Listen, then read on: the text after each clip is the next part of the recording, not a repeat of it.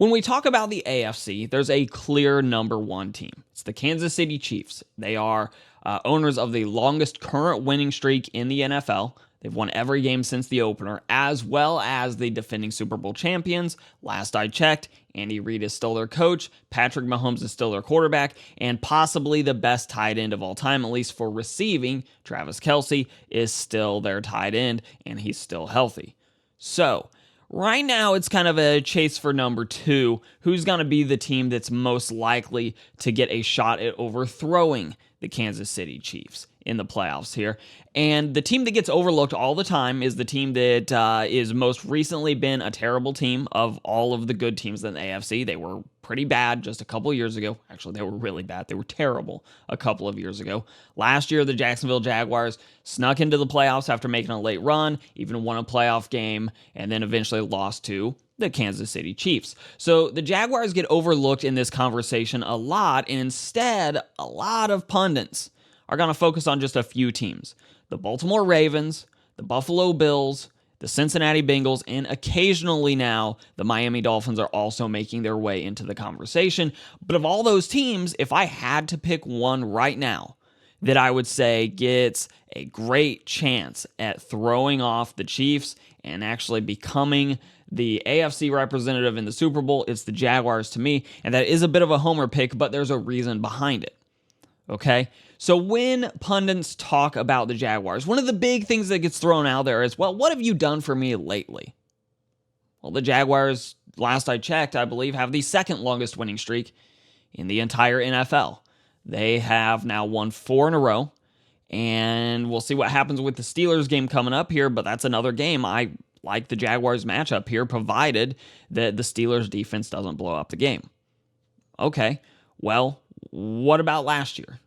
Well, the Jaguars won a ton of games at the end of the season to sneak into the playoffs and then beat the Chargers in a playoff game. So let's talk about what some of these other teams have done for me lately, as well as what did they do last year. Let's start off with the Cincinnati Bengals, who since week 12 of last year, and that is a bit of an arbitrary pickup date for me to pick, but since week 12 of last year, the Bengals have gone 9-3. They did have the one canceled game. Their losses, though, have all come this year. Weeks 1, 2, and 4, the Bengals started this season 1-3. They lost badly to the Browns. They lost badly to the Titans. And the Titans, as we've seen this year, are nothing special. They did lose a close one to Baltimore, but really, if the question is, what have you done for me lately? The Bengals do look like they're heading very firmly in the right direction now. They are looking like they're riding the ship, and it looks like they're probably going to make the playoffs. But what have you done for me lately? Well, the Bengals haven't really done a whole lot this year. They've had 2 losses that were really bad losses, and then they lost a close one to the Ravens, which is forgivable. So then we can tackle the Buffalo Bills, who are 11-3 since that same line of demarcation, week 12 that I'm picking here. 11-3. Again, that Bengals game was canceled. They've lost in week 1, week 5, and week 7 of this year. All 3 of those losses, again, are in this season. So what have you done for me lately? Well, the Bills lost to the Jets. The Jets without Aaron Rodgers, by the way. He made up 4 plays or something like that into the game. So no Aaron Rodgers, lost to the Jets. Lost to the Jaguars in week 5 in London. And I know everyone has talked about, well, they were jet lagged. Well, they didn't adjust to London. Well, they were jet lagged then for 3 weeks because they almost lost to the Giants right afterwards. And then, I believe they went and lost to the Patriots, who are bad. So, I don't want to hear that the London game was a jet lag game. Frankly, the Bills got outplayed, and yes, I know that there was probably a little bit of an effect that going clear over to Great Britain had on the Bills, but the Jaguars were there for 10 days. They adjusted just fine. They weren't at home for 10 days. They were in unfamiliar territory for 10 days. And then, by the way, the Jaguars came back to the U.S. and kept taking care of business.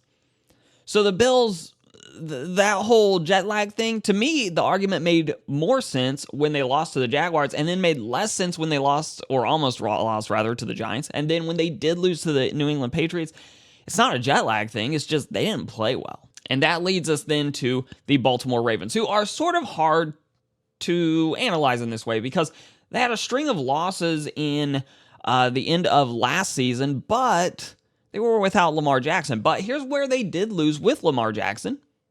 They lost to the Jaguars, 27-28. They lost several more games that season without their quarterback, to be fair. But then this year, they lost to Indianapolis, and they lost to Pittsburgh. And Pittsburgh didn't beat them by running a stellar offense or anything. The Steelers beat them by playing good defense and basically just winning with their defense / special teams. So to say that the Ravens are undeniably the second best team in the AFC, that seems a little bit far-fetched to me as well. And then looking at the Miami Dolphins, they, to me, may actually be the next strongest case other than the Jaguars, but the Dolphins are 2-2 in their last 4 games. So again, what have you done for me recently? Well, you've gone 2-2. You're 500 in the last 4 games. So all this to say, the Jaguars have had one really bad loss since week 12 of last season. And that bad loss was the Houston Texans. Now, they got torn apart by the Lions. No doubt about that. They got torn apart by the Lions. The Lions are a really good team. They got beat by the Chiefs. So 1-score game.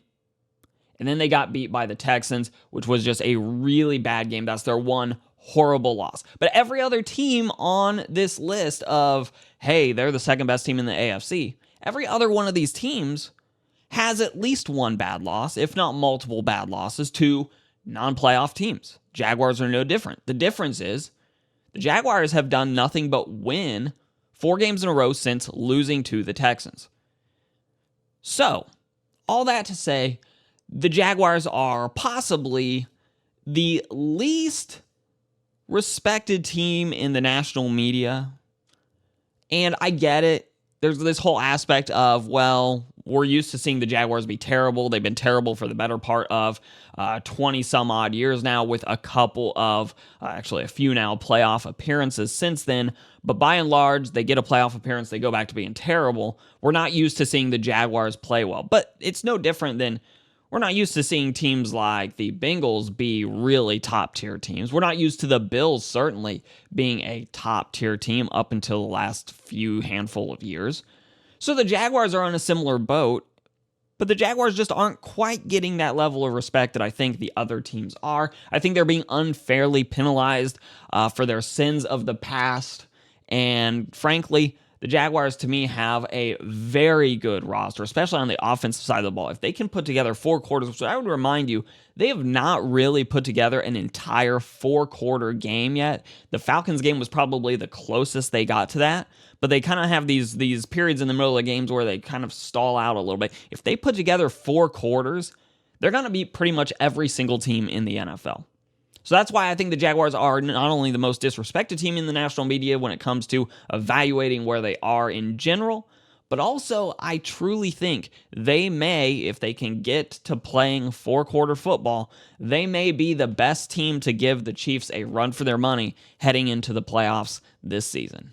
Hey, if you like that video, give it a like, share, subscribe, and comment down below. All those things are helpful, and I will see you in the next video.